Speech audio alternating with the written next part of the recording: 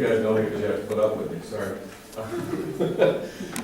We're here today to talk about fire escapes. Feel free to pick on myself, feel free to pick on Cisco Meneses, because Cisco has probably got more stuff inside the shiny thing. His hair fell out because of all the stuff he stuffed in there. It had nothing to do with those chemicals he was using for years.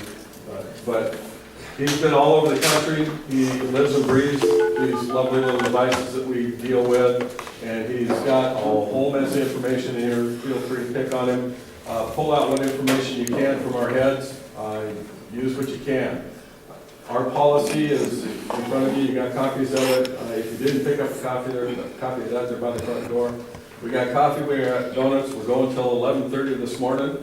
We're taking an hour-and-a-half lunch break, meet back here at 1 o'clock for anybody who can. And then we're going to take a walk and take a look at some of these lovely exterior and metal structures that we have in Portland, some of which have been serviced, some of which have not been serviced, some of which have been serviced less than in a stellar fashion. So we've got the whole gamut, and we'll be playing with it. Several of the fire escapes that show up in Cisco's presentation are here. We've actually done this class. This is our third time, I believe. Might be the fourth. I think we're going on 6, but you know, who's counting? That's how long we've been at it. So we've been doing it. We keep beating on the thing. I've got an assistant fire marshal from my office who's supposed to be attending today as well. Feel free to make him feel guilty when he walks in. Oh yeah, late. But what the heck? The boss can't be here, but we got the second boss, so that's a good thing too. We basically have a whole bunch of these things hanging out there. We're relying on the industry to help us get these things back into a good, safe condition, because we're throwing our guys on these fire escapes as well as the public. And with that, I'm going to turn it over to Cisco, who has some rather graphic representations of those. Perfect. Well, Stu, before you go, just so you know, Stu and I have known each other since the very beginning when fire escapes were, either hurting or killing people out there. So just so you know, in 2016, we're putting out an award from the National Fire Escape Association for our model cities. And Stu is going to be receiving that award for the West Coast, that because of the many years he's put into it. We haven't picked the date yet when he's going to receive it. It's going to be in front of a lot of people like you. But of all the people that we've met on the West Coast, he's had the most effect to the point where your state is the first state to actually adopt a lot of the things that we talked about that nobody believed in. And so what you're seeing here, as far as what's here, we actually talked about and pushed through, ran through, left behind, shoved, and it came through. So this is the first state that actually has a majority of the things that we're going to talk about again today already in. 49 states to go. So that's why he's going to be receiving the award for 2016. So if you want to give him a round of applause, it was his opening. A lot of things happening in these continued classes. So we've done. So thank you again, and feel free to ask. Yeah. One other introduction is Aaron Lucas is out of San Francisco. He works with Cisco, so you got to give him sympathy and empathy both. But he's here to help, and he's also one of our resources to draw on. Perfect, thank you. And so right now we have a mixed bag of people who has been already here to one of my classes before. Everybody raise your hand. Okay. Who has not ever been to one of our classes? I've really much the rest of the people. So here's what we're going to be doing. What I'm representing to you today is basically 50 states worth of information. Every state, pretty much, if fire escapes are 95% horse, the rest of it, the 5% is the unicorn. And that's all we're going to talk about today. So today, we don't really want to go deep into fire escape, where they came from and why they came from. We really wanted to get into the nuts and bolts, rust, internal rust, load testing, and other evidence of strength. So today, we are going to put him on the hot seat and say, okay, is this other evidence of strength in lieu of a load test? So don't forget, there's always two options. Fire escapes must, the authority having jurisdiction can accept by load test or other evidence of strength. So we're going to show that on all fire escapes, not just here, nationwide, there's two options for every fire escape. Okay? So with that being said, we have some documents. I'm going to go very quickly through this, and then I want to start drawing, and we're going to go into all the components of a fire escape. Okay? And then how this confidence test asks a question. There's 25 questions, specific questions about the fire escape, that you would use if you are presenting other evidence of strength in lieu of a load test. Otherwise, what has been the norm, just so you know, in the entire U.S., no load testing, no other evidence of strength, But an opinion affidavit, which simply states, to the best of my information, knowledge, and belief, the fire escape is in conformity with the Portland code and ready for its intended use, not by me, but by the tenants and the firemen who are gonna save them, and possibly crash, burn, and die to the ground. And almost as important as fire escapes is if you go through this door, the restrooms are on either side. Good point. In the restroom, plenty of coffee. I'll be the first one to check the evacuation route. So I'll move quickly. Now, this is supposed to be interactive, because we're gonna go very quickly into, components and what we found and what we look for. We're actually gonna talk about today also, what is a typical inspection bag? What should you be doing? All right, so I'll show you what is supposed to be done. Now, there's several people here. There's inspectors who are trying to find enough cause for a violation, so we gotta make your job easy to say, fire escapes must be structurally sound, must be kept painted. You find any of those two suspects, you've got enough, you can write your violation. You don't have to find the broken tread, the broken rail. That is the job of as it says right in the code, design professional or others acceptable to Portland Fire. We're gonna cover that too today. The second ones we have is the engineers. We're gonna tell them what is a typical inspection, what should you be doing, and what is the difference between a pass-fail, which gets this much money, and what is the difference between a repair report that gets this much money to watch the vendors who are in here? What is a repair? We're going to talk about that, because a spot repair versus a full repair, what we're going to show you is that with other evidence of strength, you can put off load testing for the next 15 to 25 years. So a lot of this stuff is like, what? Yeah, ask. I'll tell you what the other states are doing, what this state is doing that is different than the other states. So there's some good things and bad things, but the job here is not for me to say, this is what it is. Your job is to challenge anything and everything I say. Don't challenge me on code though, because I'm not a code consultant. I'm here to tell you what the code says, what the interpretation is of 50 states, and then every now and then I really need to go back to somebody like Stu and say, Stu, what is your interpretation of it? Okay, so everything I'm going to say is not set in stone. The last thing I'm going to tell you is everything I'm about to tell you already know. You just didn't realize it was there, and you just need to have a common sense approach to it, because if you see the code in 4 or 5 different areas, it says the same thing. If this code didn't say it, but this code did, you can say, well, if this code is saying that, but this code says it better, this is what it meant. So we'll cover all that today, okay? But do stop me, don't let me just keep flying along. We've got 3 hours here, we'll take a short break in about an hour and a half. So that puts it down at 10 o'clock, right? It's rock and roll. And yes, I will be showing some horror, because in 2014 we had more fatalities nationwide, and you're going to see some of them. Not because in a lot of cases I'm an expert witness in a lot of fire escape fatality cases. And so I get to see things that you guys don't realize. So let's start off with this picture, all right? I love using this picture because look at the hats. What year is this? Huh? By the hats, what do you think? 35, 45, 55? Well, East Coast, that could be today. What's that? Sorry. That was, well, hey, Dodge darts now. after OSHA outlawed those leather helmets in the 80s, New York got them back. It's the look, everything's There's a about lot of leather. difference, so it's probably pre-mid-80s. Guys, let me tell you why. See that platform right there? 3 feet, 5 feet, 15 square feet? 1,500 pounds. That's the load test for that. 1,500 pounds. Got it? So if you take an average tenant running out of this place, right? That fire escape is rated so that 10 150-pound tenants in there can sorry about that. Let me just go back one. She'll always go back. 10 150-pound tenants are going to fit in a 3-foot by 5-foot. How many? Can we do that? Is that feasible? So this thing is overbuilt, guys. It's not built. It's overbuilt. So it'll take 10 people squished in there on their shoulders. Now let's take 300-pound firemen, 200 pounds with 100 pounds of gear and space. So if I can put 5 fully outfitted firemen in that 3 by 5. Is that a correct statement? Can you do that? Can you guys get 3 of your firemen in that? She's playing hard to get for some reason. Well, you get the picture. Can you? Can you put 5 of your firemen weighing 300 pounds apiece in that 3 by 5? Fully geared?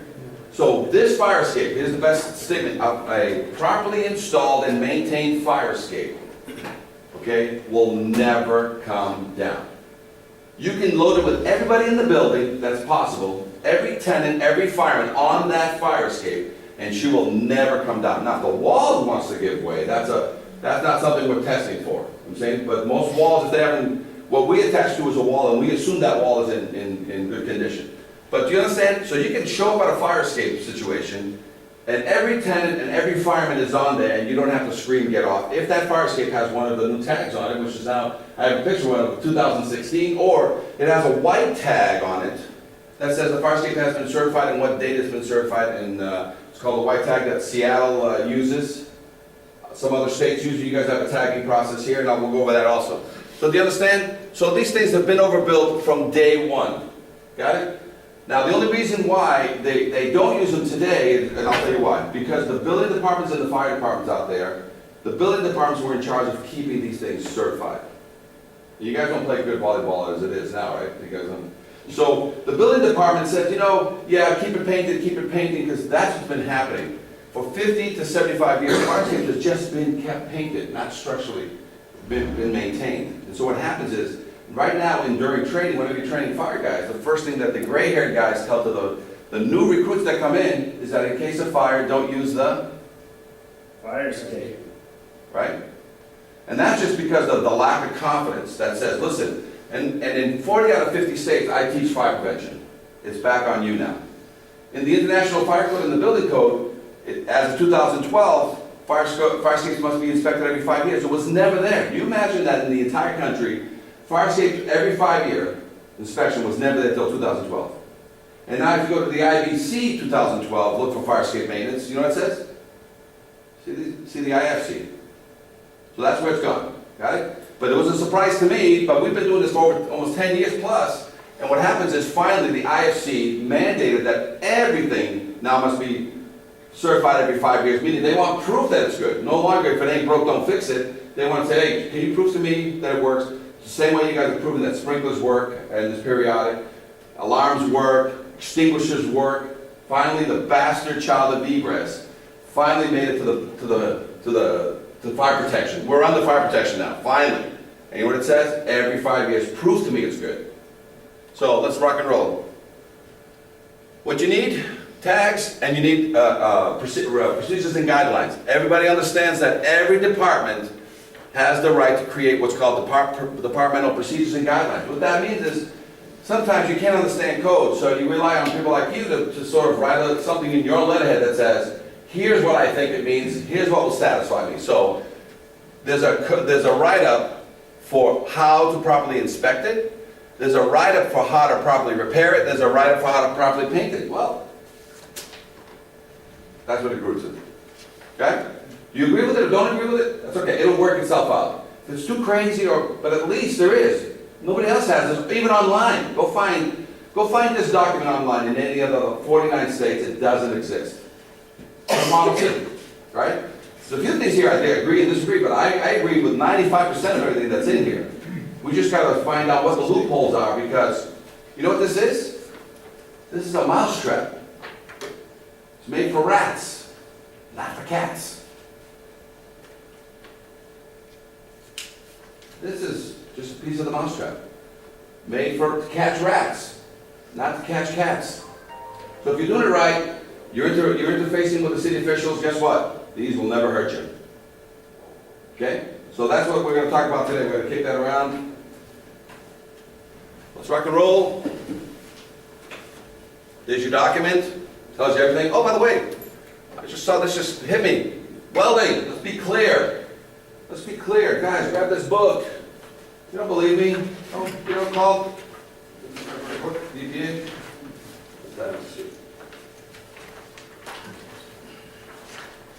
DPA guideline. We'll try to see if I have it here.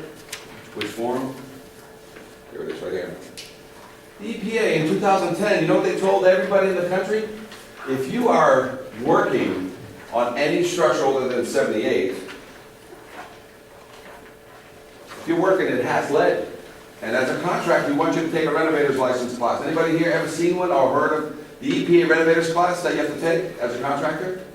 There's one, and what that tells you is you go in for 8 hours and you're going to walk out with your EPA renovator's license. And you get to walk in a room like this and identify where all the lead is, you get to put plastic everywhere, you get to wear the white suits, the little masks, and the little plastic gloves, which the OSHA says, what the hell? So it's an 8-hour class of dealing with lead, and there's the booties you gotta wear, the vacuumed room so that you can't have to have the HEPA vac. I mean, it goes on and on. But you know what you do? You can work inside.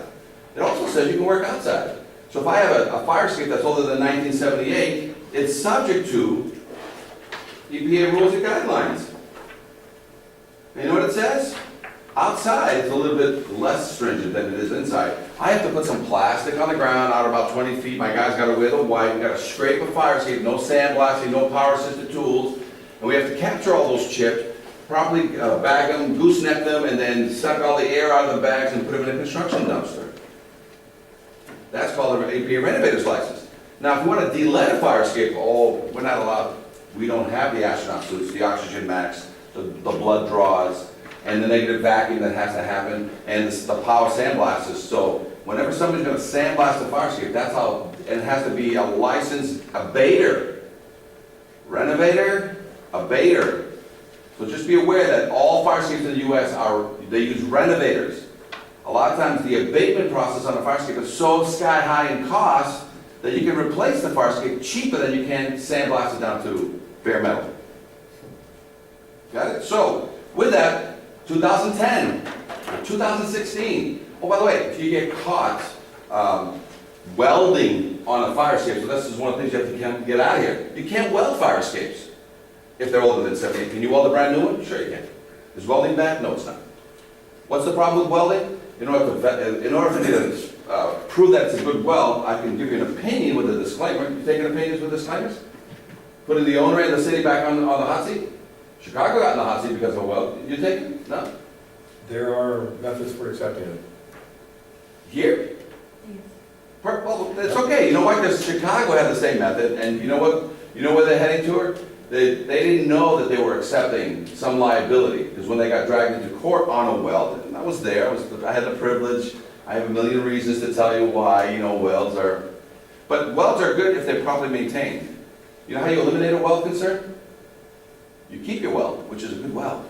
You don't x-ray it, you don't load test it, but you blow a bolt through it, guess what happens? Doesn't matter. Doesn't matter anymore. So it's cheaper to blow a bolt through a weld and satisfy a city official than worry about who's he and the disclaimers and stuff like that. But so it's EPA, okay? So these are some of the things we have to make sure everybody, but if the fire escape is fairly new and you want to weld it, weld to your heart's content. You have to have a certification? Yep, you have to have a certification. Should you seal that weld after the fact so that no water gets in there? Yes, you have to.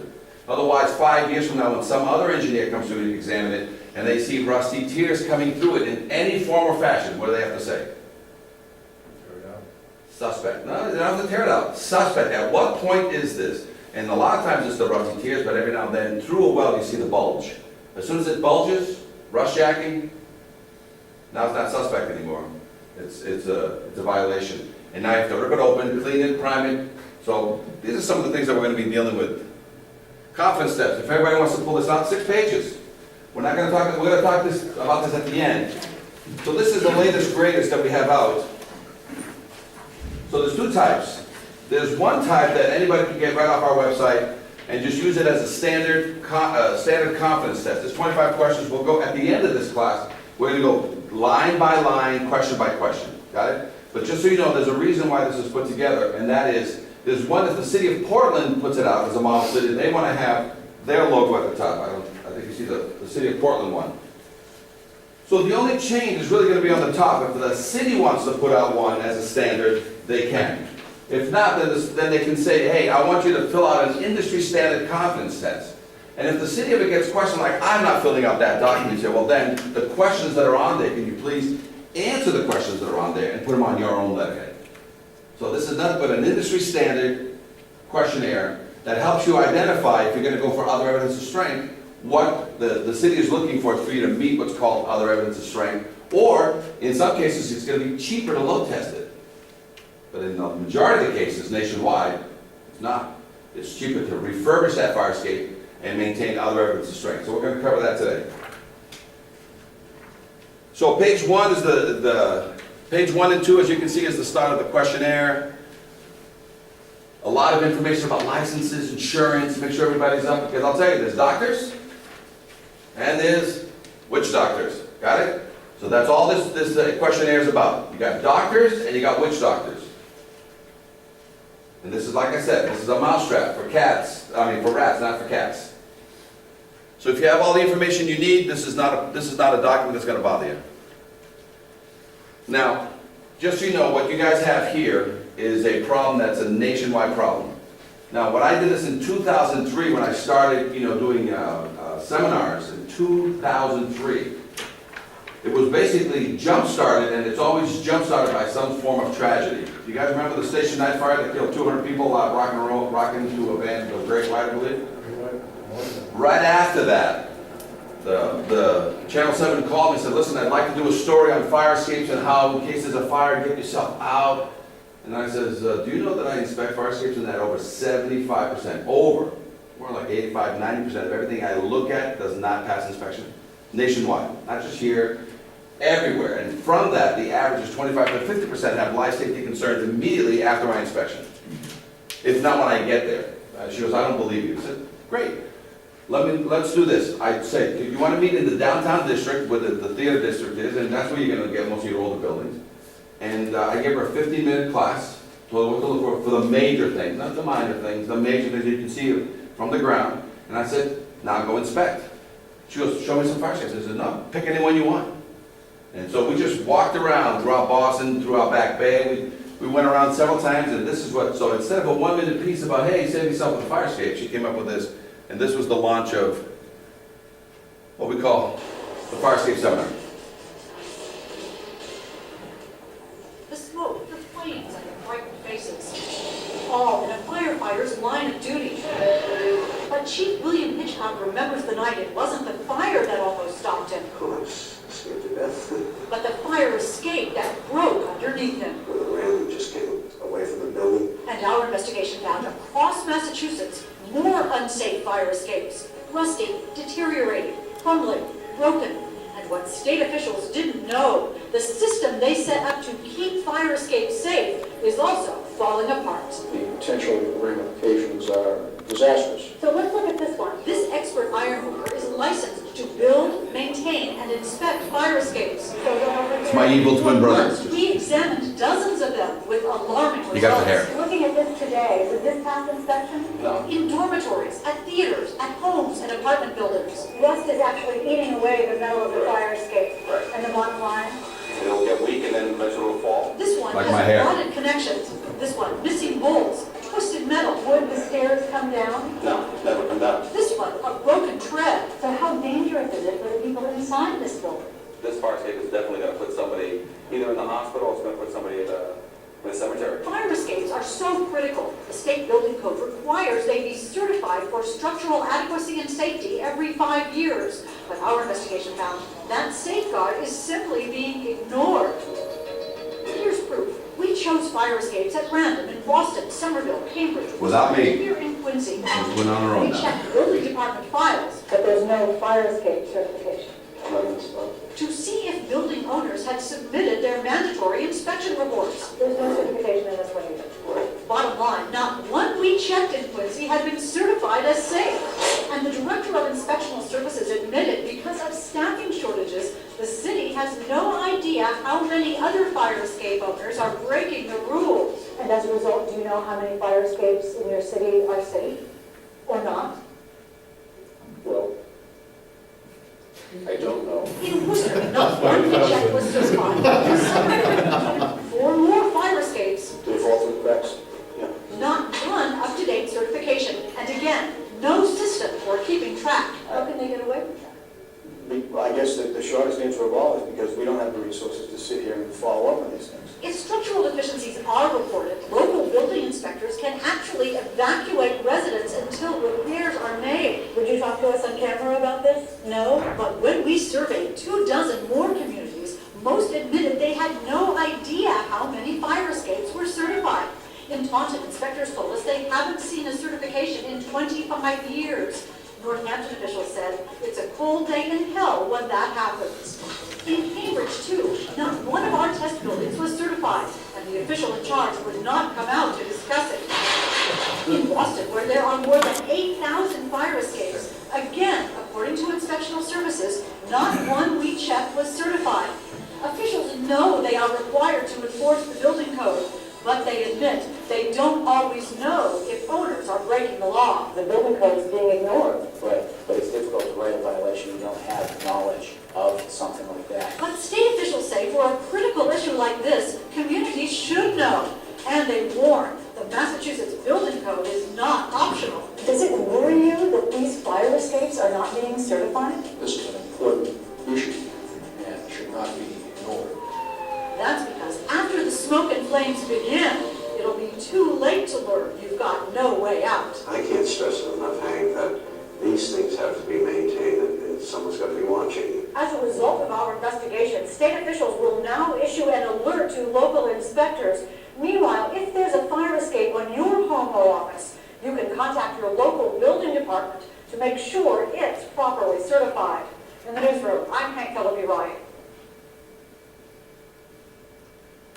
Okay, so why? Why did that happen? Well, take a look at the back of your book. In '73, this is why it happened.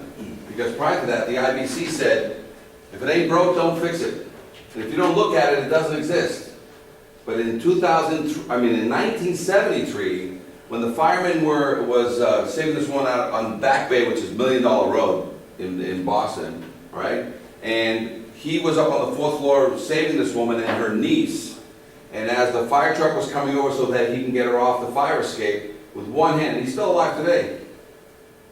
One hand, he saved himself by grabbing the ladder. Look at the series of photographs, and this one of Pulitzer Prize photographed this one here by a Herald reporter. And basically, she fell, she died. Her niece landed on her, but look at all the components of the fire escape falling. So back then, they amended the code, and it said all fire escapes must be inspected every 5 years. So 2003, which is 30 years later, what happened?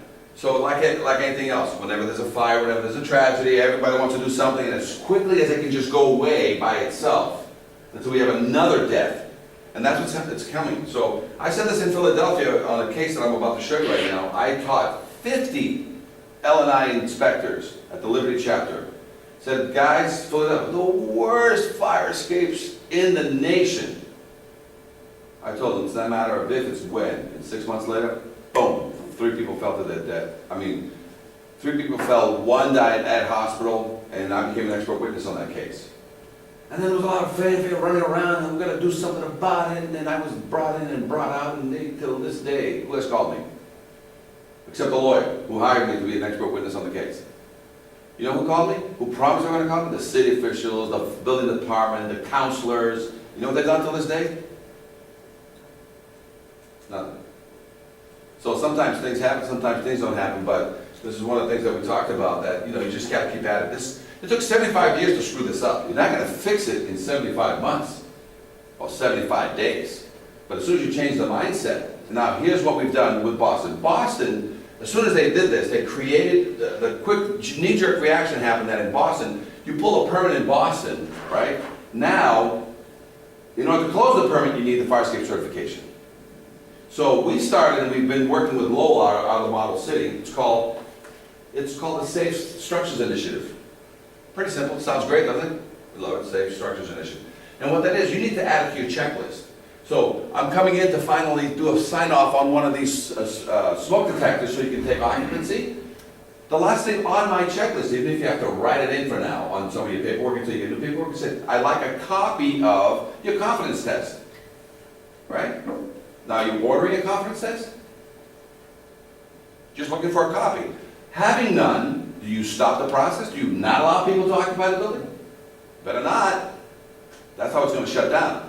It just started a trigger that says, okay, I'll give you 30 days, stop occupying your building, because you were going to anyway. You weren't asking for that before, but it starts the process.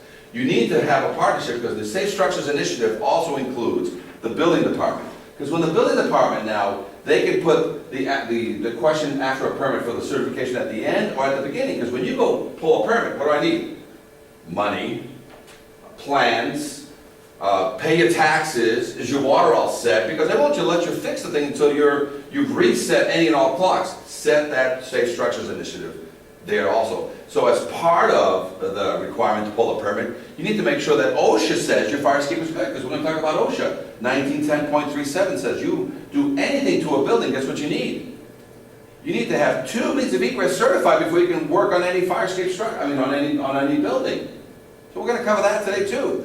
So you're just asking to say, because most fires start when people are remodeling, putting screws in and doing all kinds of stuff. So before, you need to have 2 means. Now, if you get there, the person who's about to knock down or work on this 5-story building $1 million, you can't stop that. You stop that, the building department comes down on you. But there's an answer. If the fire escape is no good, you use scaffolding. Because the OSHA says, until equivalent safety measures are taken, acceptable to the building department and the fire department. So can they continue working? Of course you can. So we'll talk about the Safe Structures Initiative afterwards, okay? So it takes this to get people moving.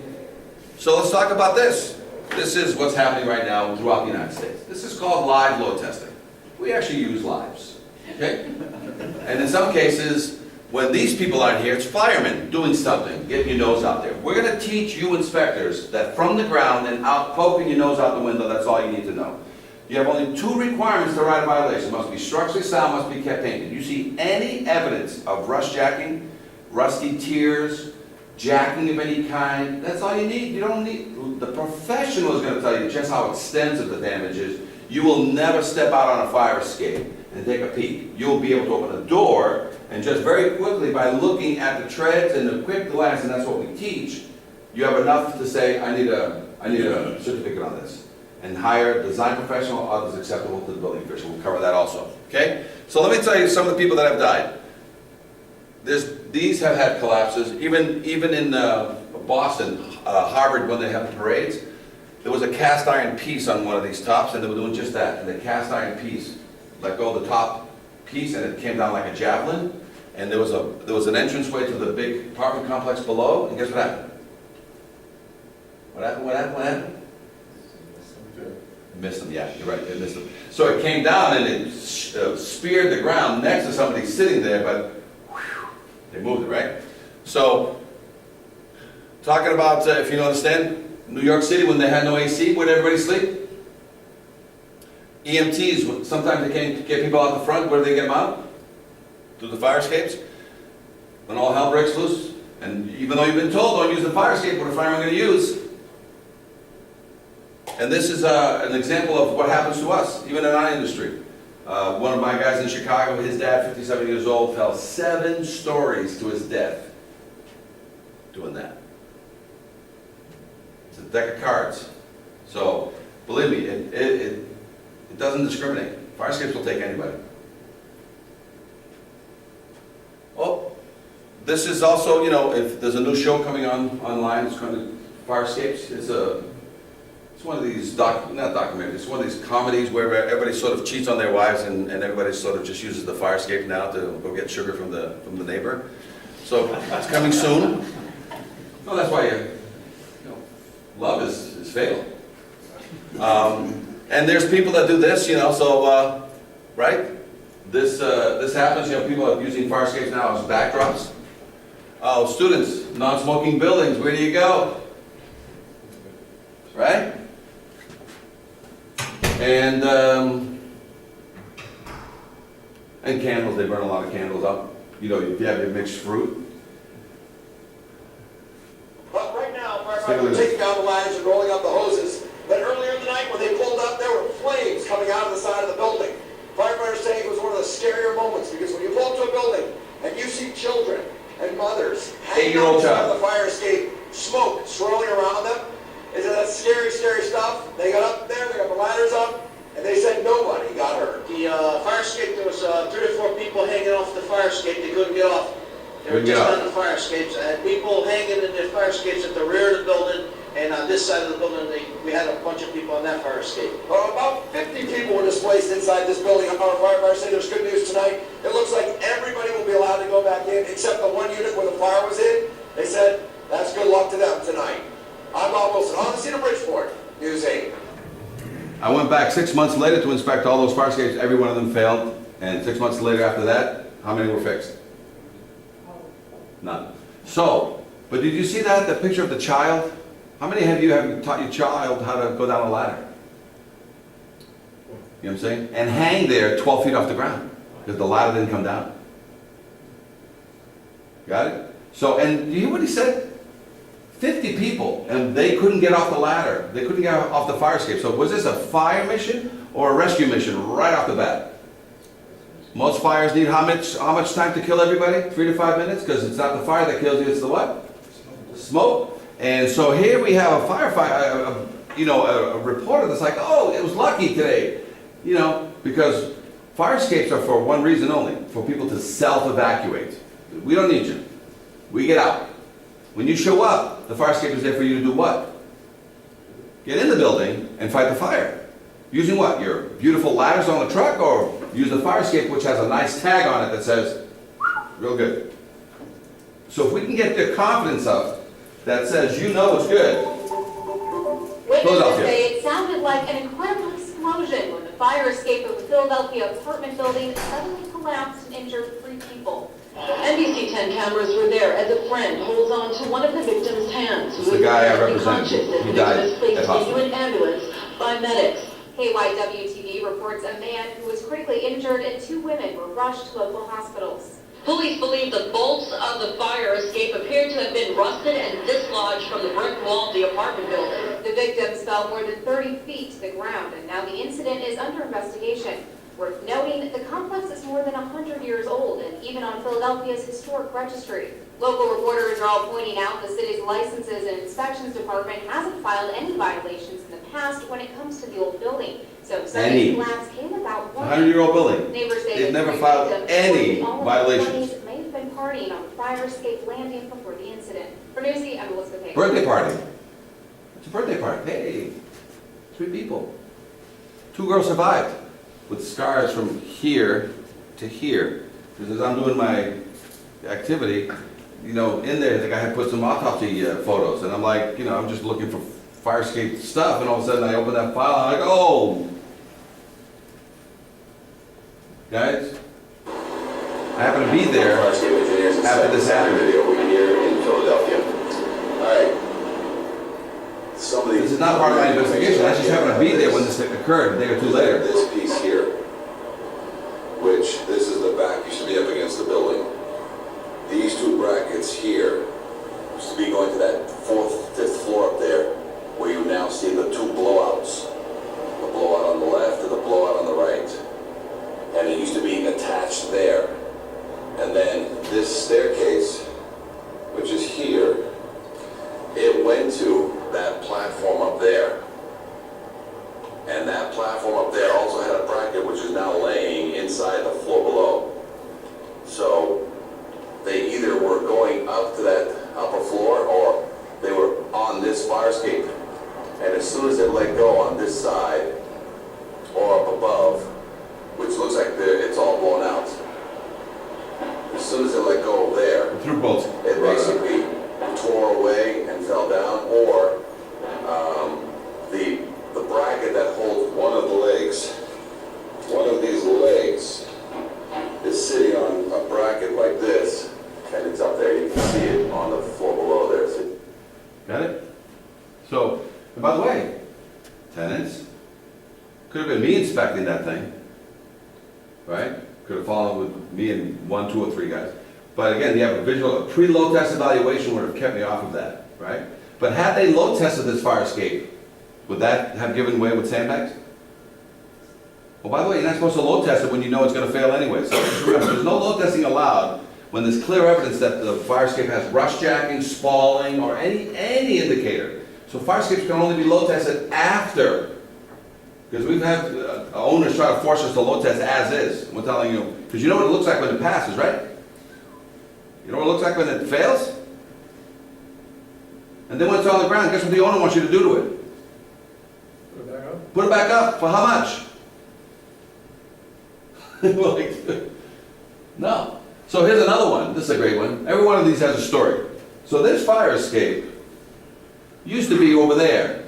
And the owner turned it into condos, because it used to be a big apartment complex, turned it into condos. And him and his sons put the fire escape, put the new roof on. But in order to put the roof on, you have to lift the fire escape up and then put it back down. So when you put it back down, like any good mechanic, you have extra bolts after you rebuild the motor. What do you need those bolts for? They go in the coffee can. They go in the coffee can for the next rebuild. And so this mess was up there, and this is where it landed, only about 10 feet off the ground, because they were selling the condo. So there was a real estate agent, the other real estate agent, the seller, the buyer, and the what do you call it, the trustee of the building. So they all went up there to say, hey, and there's three of these three fire escapes. There's one over there, there's one over here, and the one I'm taking a picture from. And they were horrific. So while they're up there, she falls down with everybody underneath that steel. Anybody die? No. Were they able to get to their cell phone? Yes. They made their first call this too? Not 911, you call who? Call your lawyer. Say, I think I hit a lottery. Can you please do me one extra favor, and that is, before I pass out from all the crushing, can you call 911? The whole thing got into litigation, and it's, you understand? So these things will catch you if you're not paying attention. A startling scene in downtown Colorado Springs Wednesday after a man falls to his death. I was just walking up the street to get to the bus stop, and the cops were right there told me I couldn't come this way. Police say the victim and several others were working on the roof of this privately owned building when the man fell. He may have fallen a distance anywhere from 15 to 20 feet is what's being investigated right now. Tragically, the man died on scene.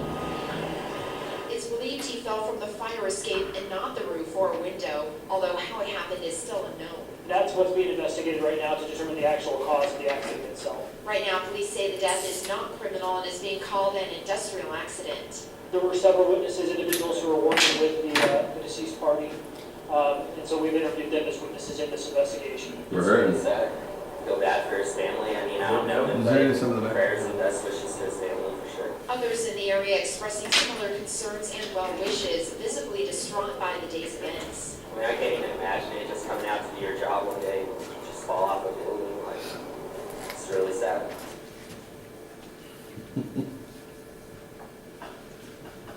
So we're gonna need some more. Keep Keep sure. coming, huh? Guys, what this failure was, I was actually called by OSHA on that particular fire escape. What happened was, it's a cantilevered.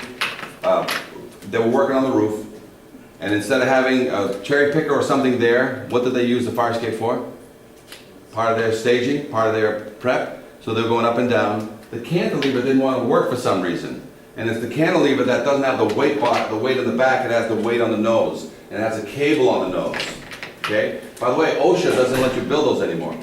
So if you try to build a new fire escape and you want to put a nose weight on it, they won't let you. Because they're guillotines, they're hammers.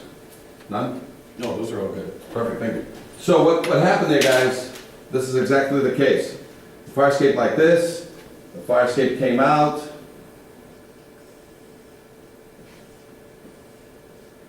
Had the nose weight going up to a weight box here that, basically goes up and down, and this thing swings down to here. So, 3 guys went out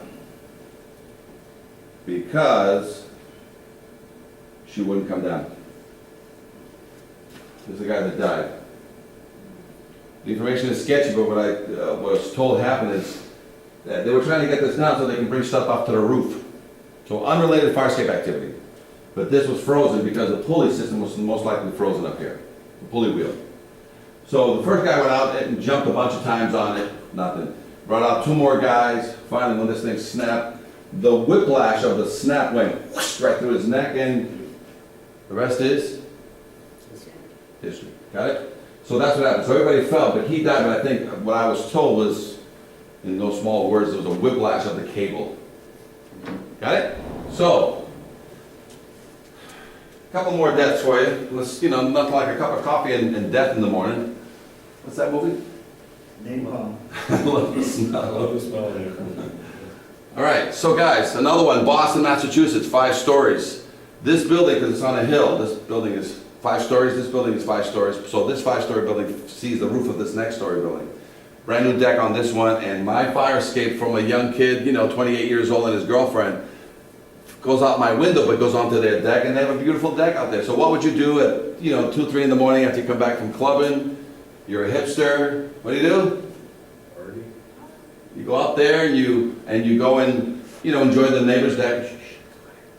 It's your own private deck, right? So all of a sudden now, see that railing that's missing there? What happens? The phone rings, and you have to go back. So the guy goes, listen, I know how to get back, because, they've been, and so as they're heading back, he goes back to answer the phone, when they still had phones in the house. Remember those things they used to have in the house? She goes back and she misses the whole thing, and she, boom, 5 stories, she was dead. Okay? Why? Missing pieces of the fire escape. So why do you need catwalks on roof? During smoke and craziness, all fire escapes must be complete to grade. So you land on a roof, until you get into a public way, you control them with a fire escape system from the top to the bottom and out to a public way. They're locked in a fence yard, you gotta tell them you can't have a locked fence. Also, if you go over any roofs, there has to be a catwalk system, there has to be railing systems protecting people from doing stupid things, because it will cost you your life. Got it? This is me in Iowa, another case I was involved in Iowa. 3 students went up to that up there to watch the fireworks on July 4th. And they had just recently fixed the fire escape, and see right there, that bracket right there used to be right there. But because when they fixed the siding and the thing had a through bolt, the guy said, let me put back a lag bolt where there used to be a through bolt. So what do you think happens? Oh, by the way, the hole is a 1/2 inch round and the lag bolt is 1/2 inch. So guess what are we getting there?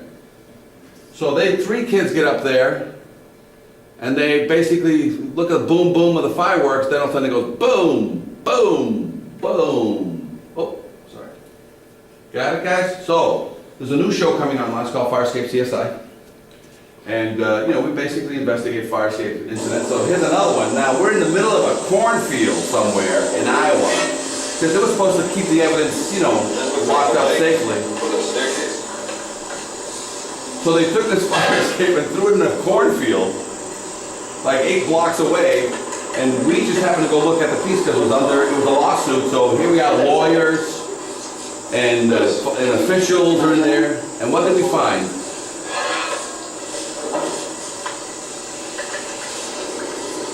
This is all properly supported and cordoned off with grass hiding. So to make a long story short, we find the smoking gun still attached to the angle.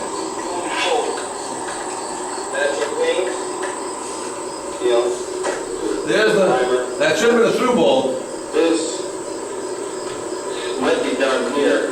Got it? This was at the staircase, that went on the roof, and this was the little way. I don't know where this comes from yet, but we'll still keep looking, but it looked like. Fire Escape CSI, it's coming out this fall. Keep an eye out for it. It's a reality program. But most of the people that play in the show actually don't live till the next season. There's got to be some hardship there. So they put it back. Not only did they put it back and threw bolted back into the building, they were so insecure about it, they put a leg to the ground on it. And that leg went right to the roof. On pressure treated sleeper? Or right on the shingles? Right on the shingles, why not? And that little piece of thing, I said, I don't know what this corner piece is. Right there. There was holes there for you to, attach that back in. So I was able to go there when we went back and re-investigated. I was able to pick up the lower part, walk it over 2 feet, and walk it back and drop, because they added legs here onto pressure treated sleepers? Or right onto the shingles? That's for ease of cleaning the roof. The rain? Replacing the shingles, when they go bad, you gotta change it up. So, so let me take a small little break here. Let's not a coffee break, but a break. Question so far, because I'm about to tell you who can inspect fire escapes. You guys see? And we've got a few more. We got 1 or 2 more fatalities. Detail in 5 minutes. Engine 1 in the air, 5 minutes. Any questions so far? Because like I said, a lot of the stuff you already know. Okay, you already know this stuff. You just didn't know you knew it. And we're going to get into the nitty-gritty stuff. Got it? All right. Who can inspect fire escapes? Let me tell you. The people that can inspect fire escapes, and it's right on the code. I'm going to show you where it says the code. The code states that design professionals may inspect the fire escape. So, does that include design registered in the state? There's a list. So, are engineers there? Architects there? They registered design professional? Because that's what the code says. So, not just engineers have the inspections. Architects can, because they're considered design professional. They think city officials inspect fire escapes. And they come and say, hey, he said that tread, don't fix any more than that tread, don't climb up, don't climb down, don't walk around. He said this tread is bad, fix this tread so I can get my violation removed. Do city officials inspect fire escapes? Nope. You only identify a violation, something that's suspect. The fire escape must be structurally sound, must be kept painted. And when I say painted, it means more paint than rust. So if you look at a fire escape that's got a lot of good paint on it and a couple of spots, that's not a failure. It's got more paint than rust. Okay? But you start seeing rust jacking in any connections, the rusty tears in any connections. You see rusty tears coming down a wall by the cement. Is it suspect? There's your violation. Don't get on it, don't walk on it, don't do anything. And that's why this afternoon is for you to walk up to fire escapes. And you'll be able to walk up to a fire escape and write a violation based on what you visually see on the first and second floor. You'll be able to get so good at it that you can be across the street, and we're going to practice that this afternoon, and you can look across the street, and you only need two things as a fire inspector or a building inspector. Must be structurally sound, must be kept painted. So a fire escape can be structurally sound, has not been kept painted, and you write a violation. It's still going to get fully examined, yes? You keep saying keep painted, that doesn't make sense in my eyes about painting. I mean, to me it would be nuts and bolts need to be sound and so forth. I mean, Yeah, the lot, there's the maintenance. painting and stuff doesn't make sense. Well, if you don't keep it painted, then it's not going to stay structurally sound forever. So if you don't paint it, you're not maintaining it. The code is very clear.